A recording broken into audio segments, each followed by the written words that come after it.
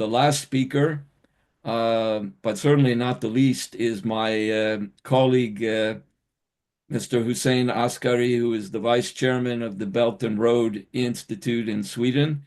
He is also a distinguished research fellow from Guangdong Institute for International Strategies and is the author of a number of articles, in fact, on a very important one on exposing the false nature of the entire arguments that have circulated around the so-called debt trap, among other things. So I give you the word, Mr. Askary. Thank you, Stephen. Thank you very much for the introduction. I also thank all the other speakers for the enlightening speeches and presentations they have made. I think they have covered a lot of things. Some of the issues I was planning to discuss not necessary. I will focus on a couple of issues. It was mentioned the fact that the EU right now is going into a very in a certain way destructive direction. But one good thing is that the Germany and the other EU members, they just smashed the myth which has persisted for 30 years, is that we don't have money to invest. Now we have suddenly in a few minutes Germany could cough up 1 trillion euros of credit, and other European countries almost as much. But unfortunately, it will be directed towards armament. And this is another exercise in folly, because everybody knows today that conventional weapons cannot win you wars. We have the experience in Afghanistan for 20 years. We have the destruction of many countries in the Middle East, Iraq, my native country, and Yemen, but also what is happening in Gaza today. You can kill a lot of people, but you cannot achieve victory, especially against a superpower with nuclear weapons. The only way you can defeat a nuclear power with nuclear weapons is, according to all serious analysts, is to use nuclear weapons, and that's not really an option, because that would mean the annihilation of the human race in general. So I think we can discuss what we can do with 2 trillion euros in Europe to solve other kinds of problems, because now we don't have the Maastricht restriction on producing credit to invest through so-called deficit. I would like to just share my presentation. We in the Belt and Road Institute in Sweden, and also through my affiliation with the International Schiller Institute, have been proposing the building of transcontinental infrastructure projects, and the Belt and Road Initiative was a great sigh of relief that a major economic power today is the largest industrial power in the world has undertaking this project. But the cooperation and collaboration with the EU, the United States, and other industrial powers is very necessary. We usually use this perspective to see the world from a different angle. If we look at the world from the Arctic, we see that actually we are much, much closer to each other than if we look at the flat surface of Earth. Because Asia, America, and Europe can be joined together, but what is needed is the infrastructure projects and development that is necessary to connect all these regions.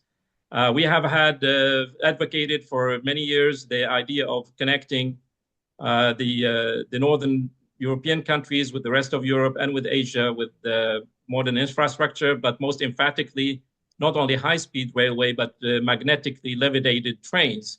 Unfortunately, the Germans abandoned that technology, which is very necessary for the world, and China is picking it up today. But we hope that Germany will come back and reinvent its innovative industrial and technological capacity. So these are some of the projects which we have been advocating. This is what we can do with the 2 trillion euros. Instead of producing weapons, we can rebuild and enhance and develop the infrastructure of the whole European Union, but also the rest of Europe. This is the legendary EU 10 corridors. Many of them have been built somehow, but they need upgrading. But a lot of them have not been achieved, like in Eastern Europe. And thanks to China, some of them, our friends in Serbia can attest to, helping build the EU 10 program through railways, highways, bridges, and so on. So in Europe, we have this big discussion, which is my second point, where Europe can contribute instead of producing arms. We can do things. In Europe, we have now a big discussion about immigration, especially from Africa, but also from other countries in West Asia, so-called Middle East, where interventions by the United States, the EU, and NATO have devastated many countries. And now we are complaining about the influx of hundreds of thousands of refugees. Now, the problem is that, this is a self-inflicted problem in a certain way, but also our politicians are not really paying attention to where the solution could come from. The solution is not simply stopping people at the borders, but to make sure that people can have a better life in their own countries. Recently, my colleague Stephen mentioned the fact that the economist Jeffrey Sachs made a very important speech at the EU, but also a former Singaporean diplomat, Kishore Mahbubani, presented a number of challenges to or to the EU specifically. And one of the points he took up, which I want to explain a bit more, is the relationship of the EU to Africa and the question of immigration and why cooperation with China is so crucial. So as you see here, today we have in Africa 1.4 billion people, in Europe 448 million people. By 2050, the population of Africa almost going to double to 2.4 billion, while Europe will stagnate. And then by 2100, Africa's population will double again to 4.2 billion people, and Europe will be still stagnating. So the African population already today is 3 times more than the European. By 2050, it will be more than 5 times larger, and by 2100, 10 times larger. So the question is, if Africa does not develop, how would that affect Europe? By the way, the majority of the population, the absolute majority of population in Africa are young people, while in Europe, it's an aging population. Like in Germany, the average age is 49 years right now. It will increase. In Africa, it's around 20 years of age in average. So anyway, we can choose which kind of Africa we want to have. Today, this is the picture on the left, which is the real picture from NASA satellite by night, where Africa, you can see the darkness, the lack of electricity. And then we have the image of Africa as a developed continent. China is actually now contributing to building the image on the right, while the EU is doing almost nothing to do that. And China is doing that through specific ways and methods, including the Belt and Road Initiative. So there are certain things that the EU can join China in doing in Africa, not only to solve the problem of immigration. I'm using that as an irony. What we need is to have Africa develop, because we need a very strong and wealthy economic partner. This is a Chinese philosophy. If you want to get wealthier, make your neighbor wealthier. So this is the philosophy. So in Africa, we have an enormous continent. It's underpopulated against all the mythology, contrary to the mythology, and it needs enormous input.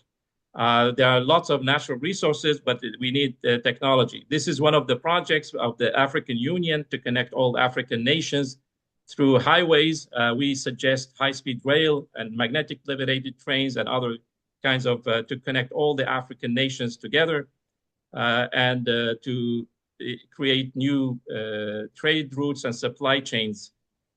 So China is very actively working on this, but China alone cannot do all the work needed in Africa. There are certain projects which we have been taking as examples where EU and China can work. We have the Grand Inga Dam in the Democratic Republic of the Congo.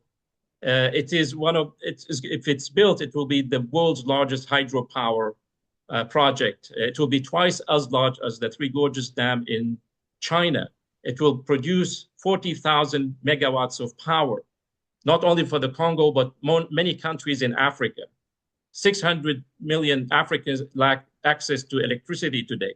So you can imagine the revolution you can have if you provide electricity to all African nations, all African people and enterprises. Unfortunately, this project has been opposed by the World Bank and the EU, and an agreement between a Chinese and Spanish company was sabotaged. So this is a great mistake by the European Union, which needs to be reconsidered. The whole Congo River has a potential of 100,000 megawatts of power, hydropower. The second major signal project, which actually I discuss in my book on extending the new Silk Road to West Asia and Africa, is the ecological problem of the drying up of the Lake Chad, which is in the middle of several African countries. It affects the lives of 30 million people, and it has been shrinking for many, many years. An Italian company many years introduced this idea of bringing water from the tributaries of the Congo River through a 100-meter wide, 2,000-kilometer long canal, which is you see in the blue color there, and the yellow area is the catchment area for that. This is only 5% of the Congo River water can be diverted. Now, a Chinese and Italian company several years ago made an agreement to do a feasibility study of that, but the EU still opposes this project. And this project would mean, in addition to the Inga Dam, a major revolution in the economic conditions in all of Africa. So these are the kind of things that are necessary to undertake, and the European Union need to reconsider its policies in Africa and its cooperation with China in this concern. As we all know, China has been building railways, but not only railways. China has been building railways plus special economic industrial zones. And in Ethiopia, for example, today we have 8 in such industrial zones. We have in Egypt, we have in Uganda, in many African countries. And this is changing the shape of the relationship, between not only African countries among themselves, but also China's relationship to Africa. Because Africa is an enormous resource, a potential as the Chinese see them. We in Europe see Africa as a big problem. And this is where things don't really work in our way of doing things right now in Europe. We have to change our philosophy. What is necessary now for the Europe and European Union, not only to get off the path of war and start building for peace, but also we have to change a lot of our views about ourselves and our relationship, as the other speakers spoke about, to China, but also in relationship to Africa. And that's where we have to make a big shift in our thinking.